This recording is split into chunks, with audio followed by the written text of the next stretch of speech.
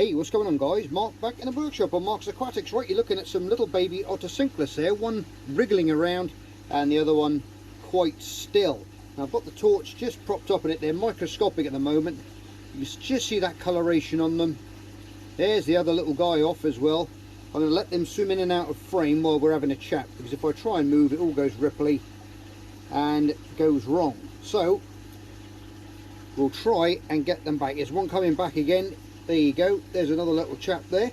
But we've had a successful hatch. I just siphoned these three out. I've got three in here in this little Tupperware box, and they are motoring around. Now when they get to this stage, that ocean nutrition that I talked about in part 2 is the stuff that you're going to want to use. Okay, that's that Reef Pulse from Ocean Nutrition. I'll give you another little picture of that in a minute, but that's what I've been putting in. Also the spirulina little flakes as well are fine. You can grind them up right fine. They'll eat that.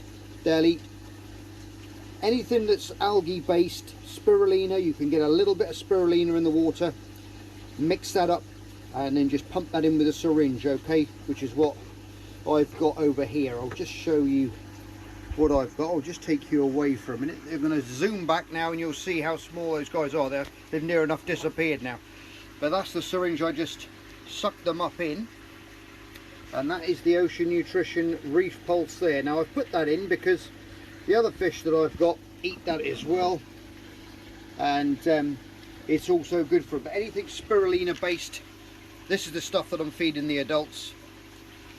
Let me try and get you a better picture of that. There you go.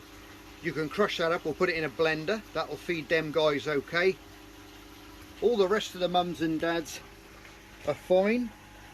You can see what damage they do. Oh, there's another little guy in the glass there just whizzing around in the tank. There's quite a few hatching out at the moment. I don't know if you saw that. I can't find him again. There he might be on the bottom. Let me put this spirulina down and we'll see. I'm not sure if that's him. Right there he is. Now, as you remember last time, I put the sponge on the back there.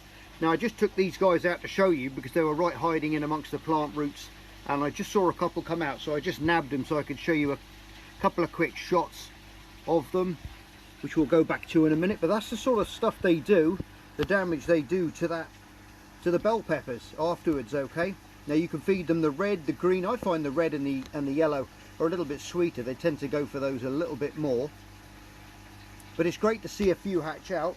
If I look through my viewfinder there, my coral viewer, those were the eggs that they came from, and obviously there was a lot more in amongst the plant life as well, okay, which have hatched out and are zooming around as we speak. So that's great news. That is really good news. Let's go back and see if we can catch up with these little guys again. There we are. Look at those little tackers. Fantastic stuff. Oh, it's pretty hard trying to let me try a different angle with the torch. But there you go, there they are, lovely and clear picture there. Now there's two there. Where's the other guy? You can see as well, if you look closely, you can see copepods zipping around in amongst. There's one there, just zip past. Look, lots and lots of micro life. Now that's come from the plants, from that Java fern root system. I don't want to keep the light on these guys too much and distress them. But there you go, we've got some out. We can go back now to the tank.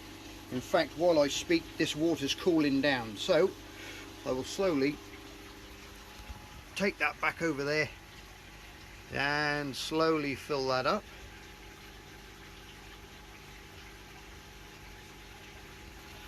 And then you might be able to see them swim out. There they go. Whoop, there goes one in a torrent. Just keep going backwards and forwards. I don't want any sticking to the side. I don't know if you've seen any more come out. Quickly check the tub, wash it out a couple more times just to make sure that nothing gets stuck on, because they can do sometimes with that film being, they're so small. Just wash them backwards and forwards like that. And now they're back in their home now. Well, that's really good news. I'm glad those have hatched out. we will never find them again now, but you've seen what they look like. And like I said, there is so much infusoria now being cultured all on its own from that root system and from the food that we've put in here. I've added a couple of almond leaves in there as well, just for a bit of that antibiotic stuff, you know, the anti-fungicidal and that sort of properties that they've got as well. Okay, that just turns the water up a little bit, and it can stop eggs from going fungusy as well. So it's anti-fungicidal, fungicidal I should say, and it's got lots of good properties in that. All the cones are the same, but that's all you get left there. See guys, you get a little skin left, and then once that's gone, there's a little bit left.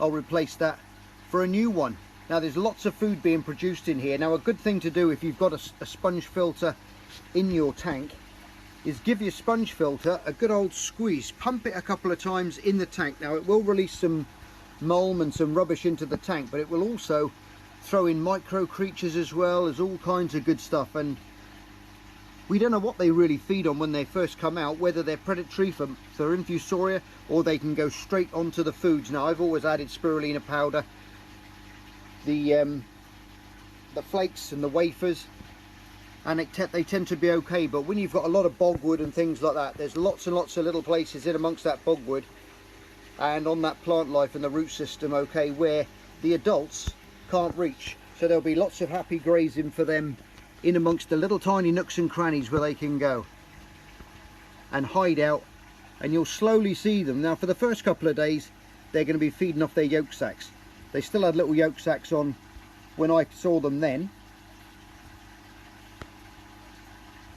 but after a day or so that's going to be used up, and then they're going to be on the hunt for algae, biofilm, all that kind of stuff. Okay, biofilm, as you know, grows all over the glass, it grows over everything, and they'll soon pick it up, they'll soon start grazing away. But it's a good idea to just keep them nice and quiet now. Go around this side for you. Keep them nice and quiet from now on, and just let them come around and zip in and out and do what they've got to do.